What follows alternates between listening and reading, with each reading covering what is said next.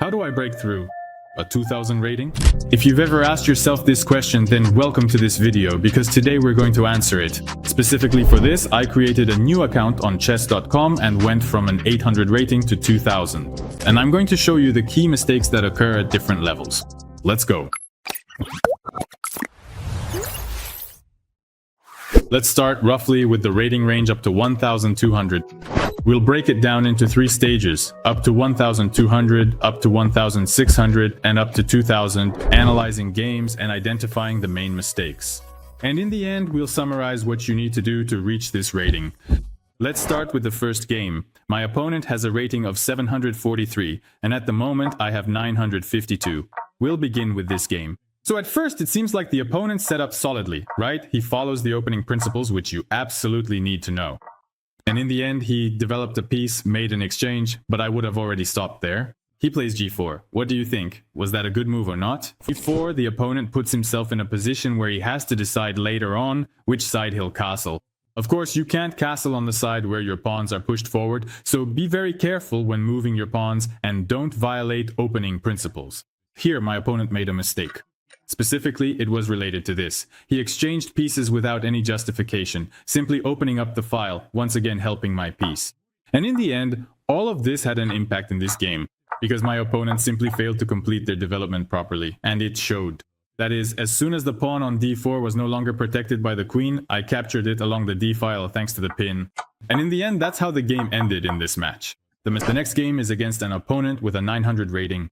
And just look at what happens at the start. If this opponent was able to reach a 900 rating, then you can definitely overcome it too. Because if you follow the basic rules and actually understand what's going on, this won't become for you some huge obstacle. And naturally, after such an opening from black, there's really no talk of any real fight. Here we exchanged pieces in order to expose the king and get to him, and now the queen simply launches a mating attack. Black's position is lost. On to the next game. Let's take a look at what happened. In this game, I played 4 and 5 as white, and my opponent already had a rating of 1179, by the way, up to d6. Well, there is such a defense, but if your opponent doesn't develop their pieces at the start of the game, then of course, what should we aim for? We should aim to seize the center as quickly as possible. And again, the main problem is what the opponent is doing. For some reason, he gives up the pawn on e5. He violates opening principles and doesn't pay attention to his opponent's moves. As a result, he immediately ends up with a very bad position. Taking the pawn on e5 isn't some kind of gambit, but then there's a move. Bishop to c4. I took the pawn on e5 and now I have a tactical shot. Bishop to f7. It's not a complicated tactic. This is also a very important element that you absolutely need to work on, because practicing tactics will level you up and help you become stronger. If you don't know where to find tactical problems or how to solve them in general, where to look, often it all comes down to this. With some tactics, for example, if black now captures with the king on e7, then I take with the knight on e5 a double attack. And as a result, I'll have 2 extra pawns, the king will be without castling, and right now I simply have 2 extra pawns. After that, a simple conversion stage begins, where the most important thing is to use your material advantage and not give your opponent any chances. And gradually exchanging pieces, I converted my 2 extra pawns. My opponent also gave up a couple more pieces along the way, and the position just became completely won. A 1 game. And here's another game. My opponent's rating is actually a bit over 1200, but we'll still count it. Here, knight f3, bishop c5. Ask yourself the question, why is my opponent giving up a pawn after every move? Keep asking, try to figure out his plan, ask yourself what he wants, and after your own moves, carefully consider what you want. Yes, it's important to make useful moves, just take the pawn on d4. So far, I haven't done anything complicated in any of these games. Simply by following logical principles and basic opening advice, I'm basically winning the game just because of that. The bishop moves to d6, the knight to f3, I took the pawn, occupied the center, and now there's a threat of e5 for the opponent. He simply ignores this and of course quickly loses the game. Did I do anything complicated? In this game, no. So let's sum up a little. Let's move on to the next rating range. We're breaking into the next range. Up to 1600, let's look at this game. a4 and f6. I'm playing white. d4, bc4, bc4, bc4. Bishop takes on f3, the opponent captures. And for that, I'm already ready to wring his neck. Of course, in quotation marks, we don't wish harm on anyone. In general, I'm very sensitive about any exchanges that happen in games. And I try to keep an eye on my students. then I'll be watching you too. And I'll get you used to the idea that every exchange should have an explanation. Because after an exchange, the position changes significantly, either for the better or for the worse. Here, my opponent is simply helping me. He spent time exchanging his bishop for my knight, a good bishop that was pinning me, and now my queen moves to a good position, attacking the pawn on a7. My opponent clearly has some significant gaps in strategy and doesn't understand what he should be aiming for.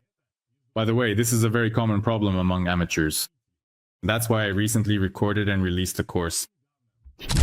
It's a remedy for all amateurs, which will help lay that very chess foundation and base, allowing you to better understand what you should be aiming for, which positions you need, and what plans to choose depending on the situation on the board. The course is universal. Of course, you could spend years wandering around YouTube searching for that one video that will finally help you, but I've already gathered everything for you. Whether you use this to get better or just pass it by and stay where you are is up to you. The choice is yours. The link to Telegram is in the description. You know where to look for the answer. You could have gone to e6, defended the squares right away. You could have played pawn to e6, but in general, don't exchange pieces on your own. Don't improve your opponent's piece positions. Remember, we only trade on our own terms. I even made a whole video about this topic, so don't forget it. And here, one of the key mistakes the opponent makes is that he starts acting on the flank where his king is located. He voluntarily exposes his own king. Our pawns can't move backwards. And because of this, all the main difficulties arose for him. Just take a look. He has already lost one pawn as it is. And now it gets even worse. Well, he advances and immediately there's a pin. Again, it's a small tactical detail. In general, moving pawns in front of the king most often will lead to something bad. Maybe not right away, but over time it really will happen, so the opponent will be able to take advantage of it. Let's move on to the next game. Again, the point is that if you study a few interesting lines, it will help you win. Here, I won a game in 8 moves against an opponent rated 1432 simply thanks to theory. That is, he played nc7. Here comes the not so popular d4, then capture nc3, a kind of trap move, because after taking on c3, I have queen to d5, after which things get very difficult.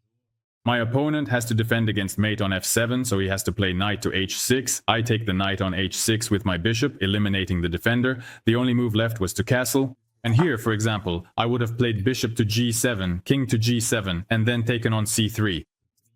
And I would have played a good position with my opponent's king exposed, but he just took and got checkmated. So here, just by relying on some basic knowledge and a few short lines, I was able to win the game. That is, things like the Evans Gambit, the fried liver attack. Study a few interesting sharp gambits and use them in your games. Or, if you don't want to bother with theory, check out Universal Openings, which I've also covered on my channel. Next game, friends. Here again I played the French defense. Here's version 2. Another common problem for chess players rated up to 1600. These are pointless checks. They make absolutely no sense. The opponent gave a check with the queen simply because he felt like giving a check. He blocks his own bishop, shuts it in. Of course, we don't block with the queen, but instead develop our pieces. The opponent can't put pressure on the pin. And because of that, we simply finish our development. And the opponent's queen is badly placed, which led to further problems for him. And in fact, here he just put it directly under attack. But viewers of my streams, viewers of my speedruns know that we spared him here once, spared him twice. We could have already trapped the queen and just won the game right away.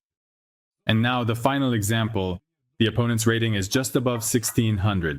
Well, okay, here I played a gambit without really knowing the theory. Just based on general principles, I tried to get compensation. The opponent played the opening quite well. Everything is fine for him here. Bishop to g5, queen to b6. And again, he has a very good advantage, but first there's this exchange on f6, which seems to have ruined my pawns, but I have the pair of bishops. Yes, now the g-file. I'll use it later for my attack. And again, I'll repeat. Don't forget to practice tactics, because tactics are the foundation. After all, that's what will most often decide games, even at this level, sooner or later. You'll get opportunities that you need to use, spot the tactics, notice them, don't forget to check for active moves. Always, from your side, that means captures, first and foremost, attacks and checks. Check for them, don't forget, and then you'll find success.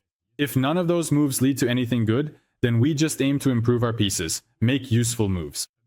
Please drill it into your head that our goal is not to capture something with every move. With every move trying to attack something somewhere, you can even just make a useful move. Simply by improving your piece without attacking anything, you should have a plan. Well, here, for example, I just took with the bishop on h3, and he blocked it with his knight. So I took a pawn that was pinned, losing a knight. I only captured on the pin because of a little tactic, these one-move blunders. Let's move on to the final segment of this game. This is up to a 2000 rating. And to feel confident at a 2000 rating and try to reach it, of course, you already need a much deeper understanding of the middle game. Again, I refer you to Telegram, where you will find everything you need. And in just a few minutes, I can't explain absolutely all the subtleties of the middle game and end game that you need to know. But for example, I'll just show you some of what I have. For example, in this game against my opponent, he switched from the Mora Gambit to the Italian defense. Again, if you know your opponent plays a certain sound gambit, try to throw them off their intended path. And I ended up with just a completely normal playable position. Chess version 4. Remember, he talked about pointless checks that you see up to the 1600 level. They still happen here sometimes too. For example, bishop to d7 before queen b3, my opponent wanted to set up a double attack, which is generally logical, but you can't take on b7 because then comes bishop to c6 and I'll take the pawn on e4. Then what happens next is that my opponent also blundered the pawn on d4. And here, for example, I just used the rule that when you're converting some extra material, you just want to trade pieces. So even if my opponent hadn't blundered something here, you know, instead of playing knight to e2, let's say he had done something else, I don't know. Let's say he moved his bishop to e2 to avoid losing a tempo and then brought out his knight. Of course, our goal is simply to trade pieces, to make useful exchanges in order to transition into the endgame and calmly convert our advantage there. But instead, my opponent just blundered, you could say he blundered the bishop on c4 and immediately ended up in a losing position. There were no problems at all. And again, it all comes down to gradually exchanging pieces without taking any risks. When you're converting a material advantage, your main goal is to do it without giving your opponent any chances. On to the next game. Here as well, my opponent didn't really have any ambitions in the opening, but his rating was around 1672. So we take control of the center, play on our own terms, but then a very interesting battle begins with castling on opposite sides, What we need to know is that it's important to reach the opponent's king as quickly as possible and to be the first to launch an attack overall. That's exactly what happened here. The race began. Yes, he makes his move, I play a 4 again, I'm the first to reach his king, and I worsen the position of his bishop. And in the end, by blocking my opponent's attack, my opponent didn't handle things in the best way here. Yes, he should have thought things through more carefully. Maybe he should have thought about how to play e4, g5, g6 to push forward so that the knight on e5 would be protected. But here, he clearly didn't have time to do that, and that's why I was the first to reach his king. Naturally, everything ended with checkmate here. My position was winning. And finally, the last game we'll look at, again, everything seemed fine in the opening, my opponent played it out. And then a simple fight for the center begins, but again, without finishing development, my opponent starts making some active moves. You'd think that with a 2000 rating, he would already understand this, but no, such mistakes still happen. He didn't finish developing, rushed into the center, got a bad position, and ended up without development. Well, when your opponent hasn't developed, we punish that pretty harshly. We go on the attack and just break through their weaknesses. So, to sum up this whole video, dear friends, from a rating of 0 to 1200, as we can see, there are a lot of mistakes, but at this point you also need some basic knowledge of the middle game and end game, just as you do at higher levels. In short, that's the answer to the question, dear friends. So, I tried to identify for you the main mistakes that I encountered on my way while I was reaching this rating. Of course, it's difficult to fit everything into a short period of time to tell you all of it in full. But I hope I have made the task easier for you. Well, what if you want to reach this rating even faster? There's a link in the description. Go to my website, sign up for lessons, and I will definitely help you. Good luck.